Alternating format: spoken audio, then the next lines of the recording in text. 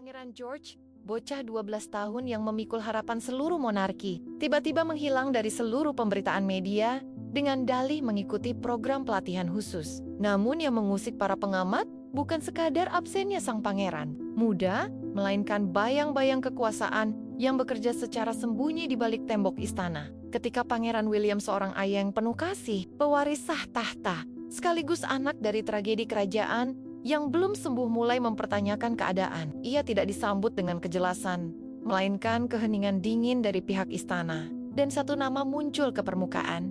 Camilla, sang permaisuri. Perempuan yang pernah menjadi sorotan tajam publik seantero negeri, kini menempati posisi yang tak banyak berani sentuh. Tapi apakah ambisinya hanya sebatas berdiri di sisi Charles, atau sedang merambah ke wilayah yang lebih tinggi, lebih gelap dan jauh lebih berbahaya? Apakah ini hanyalah kesalahpahaman dalam lingkup keluarga kerajaan? Atau sebuah langkah awal dari skema tersembunyi untuk mengguncang garis suksesi, menggeser mahkota dari tangan anak yang dijanjikan kepada sang ayah yang terlalu lama diam di sekolah elit London, tempat Pangeran George, bocah berambut pirang keemasan dan mata biru penuh rasa ingin tahu, baru saja menyelesaikan kelas terakhirnya minggu itu. George tertawa bersama teman-temannya, tas ransel berat menggantung di bahunya, dipenuhi buku-buku pelajaran. Ia tak menyadari bahwa momen damai itu akan segera disapu oleh sebuah konspirasi yang mengintai dalam diam. Sebuah mobil hitam mengilap berhenti di gerbang sekolah. Sopir berpakaian resmi Clarence House keluar dan berbisik kepada kepala sekolah. George dipanggil dan ia terkejut mendengar pesan yang disampaikan. Yang Mulia menginginkan Pangeran mengikuti pelatihan khusus sebelum acara nanti. Ini perintah langsung dari beliau. George mengangguk. Hatinya dipenuhi antusiasme. Ia sangat menyayangi sang kakek, Raja Charles, meskipun kesehatannya semakin menurun. Pasti kakek ingin mengajarkanku sesuatu yang penting, pikir George dalam hati. Saat mobil mulai melaju meninggalkan London menuju pedesaan tenang di Wiltshire. Sementara itu, Pangeran William yang tengah sibuk dengan rapat di Istana Kensington, menerima kabar dari ajudannya. Ia tersenyum, percaya bahwa ini adalah cara sang ayah untuk lebih dekat dengan cucunya, sebuah bentuk hadiah spiritual di tengah masa pengobatannya. Charles sedang berusaha sebaik mungkin, ujar William kepada istrinya, Putri Catherine. Saat mereka duduk makan malam bersama, Catherine mengangguk pelan, meski dalam hatinya tersimpan kekhawatiran yang tak bisa ia abaikan. Semoga George baik-baik saja. Dia masih terlalu muda, namun kenyataannya jauh lebih keras dari yang ia bayangkan. Mobil berhenti di depan sebuah mansion tua yang tersembunyi di tengah rimbunnya hutan hijau. Tapi bukan sang kakek yang menyambut George di sana. Saat pintu terbuka, yang muncul adalah Ratu Permaisuri Camilla dengan senyum palsu dan wajah yang dihiasi kerutan waktu. Pakaiannya anggun, namun tatapannya tajam, menusuk seperti belati. Kakekmu terlalu lemah, George, ucap Camilla dengan suara lembut namun penuh kuasa. Tapi akan mempersiapkanmu menggantikannya. Ini masa penting, dan calon raja tidak boleh tampak lemah. George terdiam, berusaha menyembunyikan kekecewaannya. Ia memang tak pernah dekat dengan nenek tirinya itu, wanita yang bahkan jarang terlihat bersama orang tuanya. Tanpa ibu, tanpa ayah, tanpa penasihat yang biasa mendampinginya di tiap acara penting. Kini George diserahkan ke tangan seorang pelatih pidato, seorang mantan perwira militer bertubuh tinggi, dengan suara kaku seperti perintah barak. Salah ucap adalah aib nasional, teriak sang pelatih saat George tergagap membaca pidato sederhana yang dulu ia susun bersama sang ayah, kini telah digantikan naskah tebal 10 halaman, berisi istilah rumit seperti restrukturisasi geopolitik pasca Bron dan analisis geoekologis manusia. Kepalanya pening. George berusaha, tapi tiap kesalahan membuat pelatihnya geleng kepala dengan kecewa. Dari kejauhan, Camilla menyaksikan lewat kamera, lalu berbisik pada penasihat kepercayaannya, kita tak bisa membiarkan anak lemah mempermalukan keluarga kerajaan di depan dunia. Entah dia berhasil, atau rakyat akan menyadari bahwa garis suksesi perlu.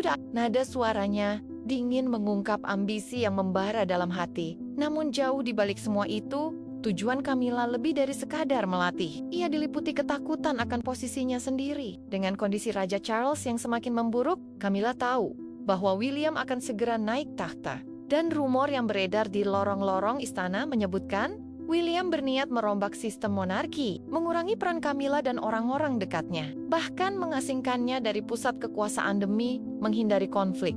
Dia pernah menjadi sasaran kritik tajam karena perannya sebagai wanita ketiga dalam tragedi Diana.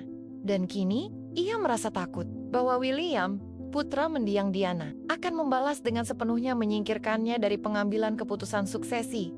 Dengan membuat George tampak gagal di hadapan media internasional, Camilla berharap bisa mengguncang citra William.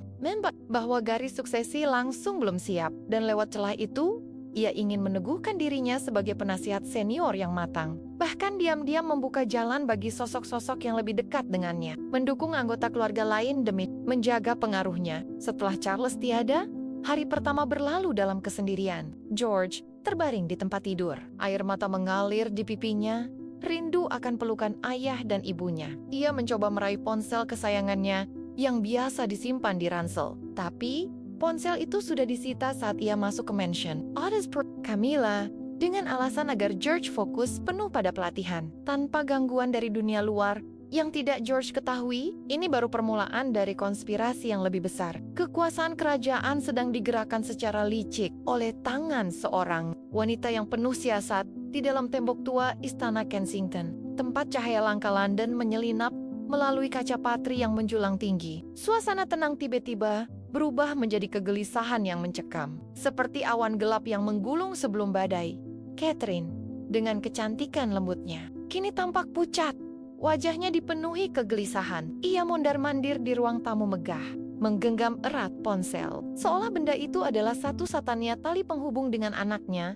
Sudah 2 hari sejak Pangeran George, putra tercinta mereka, dibawa pergi ke Mansion Wiltshire untuk mengikuti program pelatihan khusus.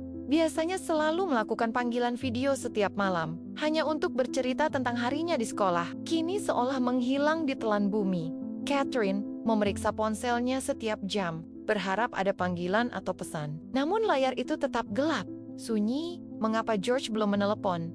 Dia tak pernah lupa, gumamnya. Kegelisahan dalam dirinya bergejolak, seperti ombak besar menghantam dinding batin. Ia tak bisa duduk. Diam, William. Aku benar-benar cemas, ucap Catherine.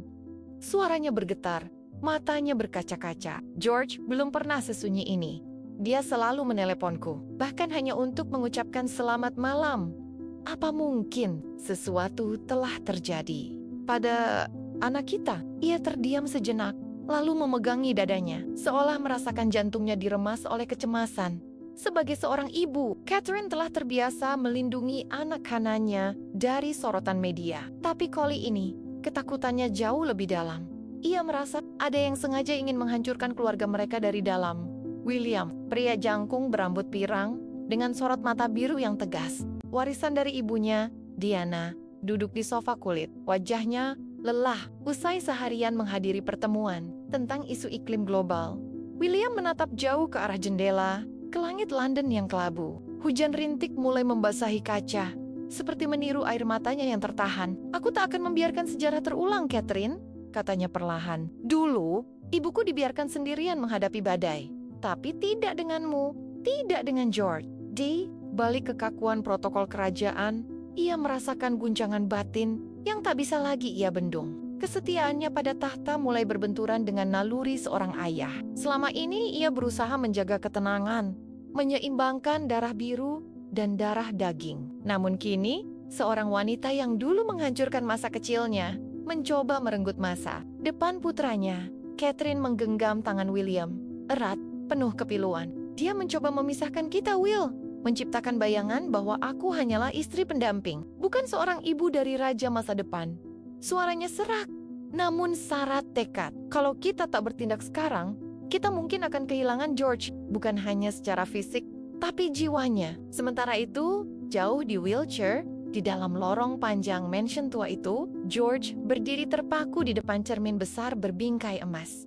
Seragam abu-abu kebesaran membalut tubuh kecilnya. Matanya yang biasanya ceria kini tampak kosong. Ia baru saja menyelesaikan sesi simulasi diplomatik. Permainan kekuasaan yang lebih mirip interogasi terselubung. Di sudut ruangan, seorang pria tua berpakaian hitam mengawasinya tanpa emosi. Jangan tunjukkan kelemahan yang mulia. Dalam dunia para raja, Air mata adalah senjata bagi musuh. Kalimat itu diulang setiap hari, seperti mantra yang harus tertanam dalam benak George. Ia merindukan suara ibunya, pelukan ayahnya, bahkan suara tertawa adiknya yang kadang menyebalkan. Semua yang manusiawi telah dicabut perlahan, diganti oleh keheningan dingin, disiplin kaku, dan kalimat-kalimat licin dari para pelatih yang berada di bawah pengaruh.